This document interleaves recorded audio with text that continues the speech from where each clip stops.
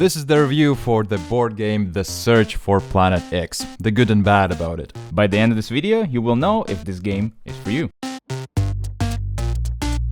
We have 6 burning questions that we will answer, but before we do that, Yanis, what is this game all about? Search for Planet X is a deduction game where you're trying to locate Planet X. What a surprise. In this game you are astronomers looking for the planet X, and this game is app-driven. You cannot play it without the app. And this board represents 12 sectors if you're playing standard difficulty, or 18 sectors if you're playing expert difficulty. And each of those sectors contain one object. And one of those objects is Planet X. Using the app, you will be doing different actions that will help you locate different objects in these sectors. And one of the actions you can do is survey. In survey you can pick a region and choose one object that you're looking for. And then the app will tell you how many of that object there are. What you tell everybody else is, I'm surveying sectors 4 to 6 for asteroids, but you don't tell the results. How many asteroids are there? You just know. The second action you can use is targeting specific sector. You just tell the app which sector you want to target, and the app will tell you what kind of object is there. On the board there are 2 empty spaces, actually empty spaces, and 1 Planet X, which will pretend to be an empty space. Third action you can do is research. In every game, all the objects in this game follow certain logic rules. For example, comets are only in certain sectors, but there are some extra logic rules introduced in every game you play by the app. And doing this research action helps you find out these unique logic rules for this game. The fourth and last action is locating Planet X. In this action, you will have to tell the app where the planet is, also the 2 objects that's next to it. If you are correct, you get 10 points and the endgame triggers. All these actions sound great, but there's a catch there. They cost time. Each time you take an action, you move your observatory certain amount of spaces. And the player who goes is always who's way behind on this. So sometimes you might go twice in a row. You could take a research action, which just takes 1 time, and then you take another action. And at the end of the game, depending how far behind you are, if you do find Planet X, that's how many points you will score. The farther away you are, the more points you will score. During certain times, the board will rotate and show this icon on the board, which means everybody can publish their research papers. You just place one of your research papers on the board, which you think corresponds to the object that is actually there. And once it reaches its end, you will flip it open and check on the app if you were correct. First of all, it will score you points, which is great, right? That's awesome. But second of all, it will give information to other astronomers. Which is not that great. What comes really handy is this page that every player has, where you can track all the objects that you already found or cross out anything that you know is not there. And using really good notes can help you to win this game. In case you find Planet X and some miracle, you get lucky and you find it before me, you will get, yes, those 10 points, which is great. But if I did all the other game very efficiently and find all the other objects, I get certain points for each of them. And those points are written right here. Maybe I won because I found more objects and get more points. We're gonna talk a lot more about this game in this video, so we should jump to the first question. And the first question is, who would you buy it for? 2, 1, boom. Deduction love. I have Sudoku lovers and me. So you're not a Sudoku lover, but you like it. But I am me. You are me. Yeah, I fit the second category, which is me. All right. But I don't fit the first. I think a lot of people who like logic puzzles, doing crosswords, especially Sudoku, kind of feels like the same pattern here. But I am not one of those people. And I do enjoy deduction games, but I'm pretty bad at those. But I did enjoy this. Well, I'll tell you why as we go on, but it was a big surprise for me. I don't think we need to think more outside the box than just say deduction lovers. If you like the idea of a game about deduction, Anne doesn't live next to Tom, but Tom lives 2 spaces away from Christine. Comets in this case. Then you will for sure like this game. If you don't enjoy them, then it gets slippery. You might, as you did, but in a lot of cases, it just can be daunting because it's a logic puzzle. What is the best thing about this game? 3, 2, 1, boom. Somehow like this. Boom.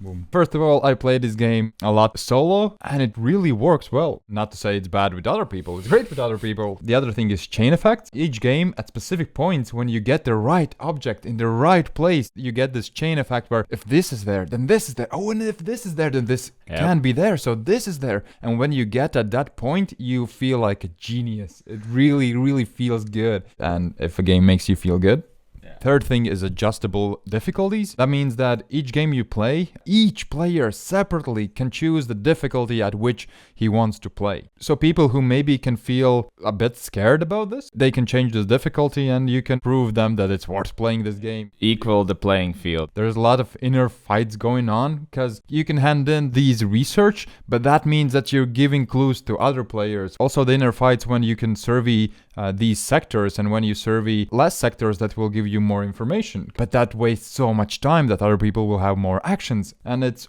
all the time you have these inner fights. Should I do it? Shouldn't I? And it makes it really exciting all the time. I like how the gameplay flows really smoothly. Pick an action, write down info. Next player goes. There is a little bit of downtime, but it still feels like everything's going because you're checking what everyone else is doing, you're writing down what you think they know, and it keeps going until it's like over. And usually when I play deduction games, I feel very tired at the end. And this one doesn't make me feel tired at the end. I could go for another one actually.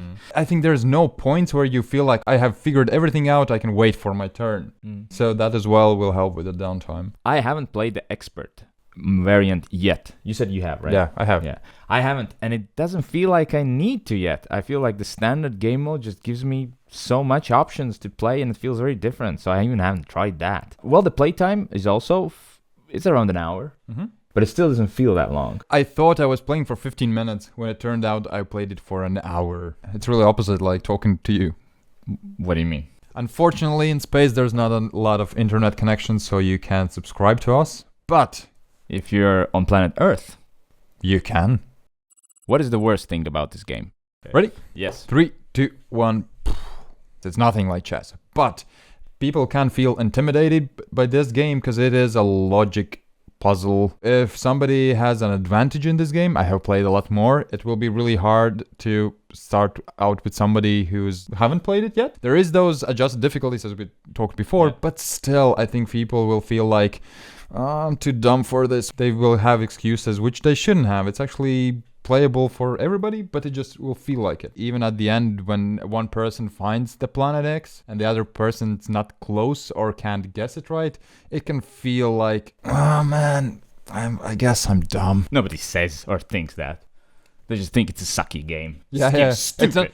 Stupid. I don't see me playing it a lot with more than 2 players. I enjoy it solo, and most often I would play it with 2 people, and I see that most will do the same. It's not something that a lot of people will come visit and say, hey, Planet X, let's do that. If you want to play with 4, then 4 people will sit in silence and think, oh, no. I'll take a survey. 3 to 6 comments. Your turn. My second thing is House of Cards. This game might be quite unforgiving with mistakes. You mess up one thing you think is there, and then just everything comes crashing down. What do you mean there's not a... Wait. Oh, late game, you just might not catch up. It's so easy to make mistakes as well. Just circling the wrong thing and that's it. The game's over for you. The good part, I guess, as we mentioned, it feels fast. So it's just one game. Move to the next one. It's fine. And you still might get back up because you don't know what the other player knows. And the last one is the pressure. When you start playing this game, it's just, relax, just survey stuff. But the longer you play and closer you feel it's coming to an end, you're like, I need to find that Planet X. I do enjoy it. I feel like epic conclusion to us looking for objects in the stars. So depends on you guys. How long is the honeymoon? 3, 2, 1. What's that? That's a graph of how many plays you will have over time.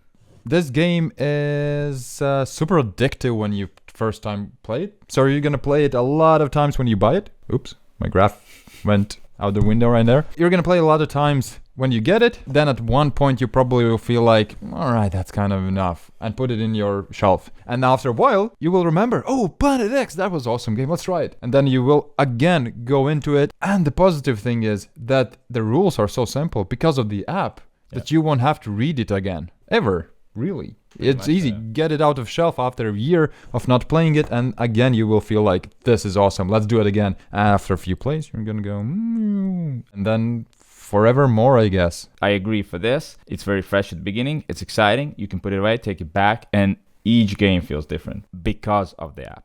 And then I know a lot of players say, oh man, app, I wish they would have done it without the app. I don't think you can do this without an app. One of the best parts is the app for sure. And also, a lot of people say, well, why not make it just an app? This writing down and putting stuff on the board, it just makes me feel like a scientist. No, it's not there, putting these question marks there. If it would be just an app, it wouldn't be the same. It's like Giannis right here and dad jokes. They're just perfect combo. Yeah. You can't take anything away from there.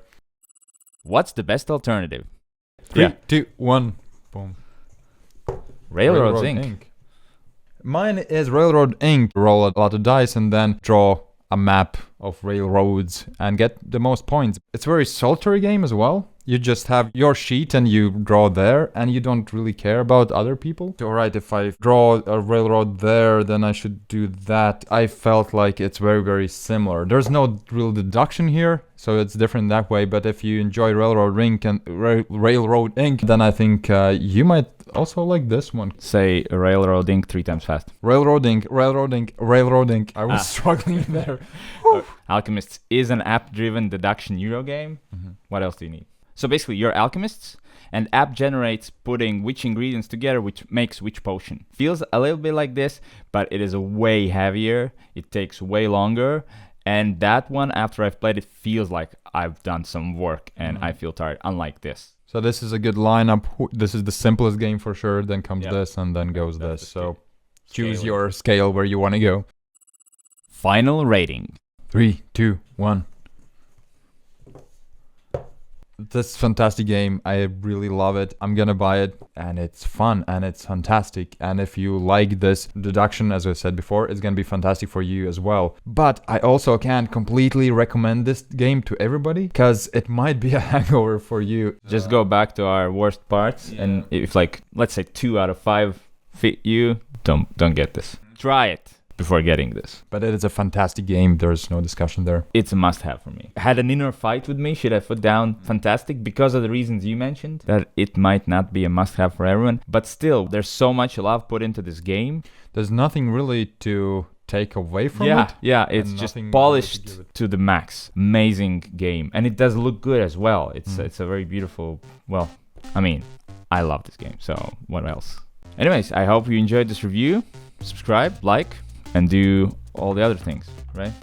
You usually say that, but I said it now. Good for you. Good for you. Going places in life. And in some way resembles space, so Giannis must have. I have to have it. But yeah, good game. Subscribe. Please.